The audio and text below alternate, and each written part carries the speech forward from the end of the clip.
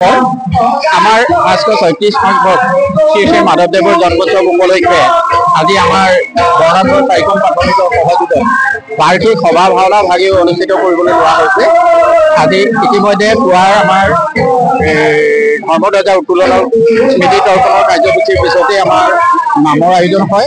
নামৰ শেষতে দিহানাম আমাৰ চলি আছে। গতিকে ৰাতিলৈ আমাৰ এই যুৱকসকলৰ দ্বাৰা এখনি নাট অভিনয় হ'ব। এই নাটভাগী কুমৰকৰণ হৰিহৰ যুদ্ধ।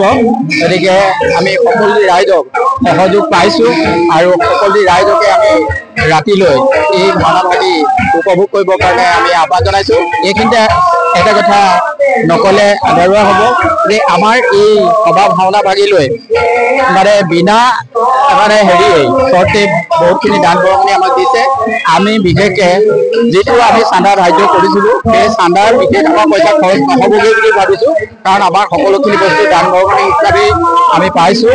ইতিমধ্যে আমাৰ সমন্বয়ৰ কথাটো আমি বেছি গুৰুত্ব দিছোঁ, কাৰণ বিশেষকৈ আমাৰ এই জয়পুৰৰ গায়ন গাঁৱৰ সমীপৱৰ্তী জয়পুৰৰ চাহ বাগিচা, ধুমাজুৰ মিচিং গাঁও, দলৈ গাঁও, নতুন গাঁও, বাৰেঘৰ গাঁও, কাকতি গাঁও আৰু বিশেষকৈ আমাৰ এই গড়গাঁও প্ৰমুখ্য কৰি সকলোখিনি লগতক আমি নিমন্ত্ৰণ কৰিছিলোঁ। তেওঁলোক আহি ইয়াত অংশগ্ৰহণ কৰিছে। আজি আমি যথেষ্ট আনন্দিত উৎফুল্লিত, কাৰণ আমাৰ যিটো সমন্বয় সেই সমন্বয়ৰ বাৰ্তাটো আমি ইয়াৰ পৰাই আমাৰ আৰম্ভ হৈছে।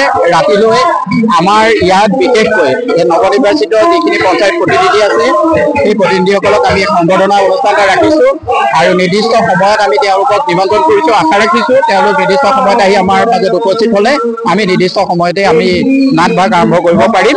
সেইলৈ মই পুনৰ সকলোলৈকে আন্তৰিক শ্ৰদ্ধা আৰু মৰম জনাই মই এই চমু দুআষাৰ সামৰণি মাৰিছোঁ।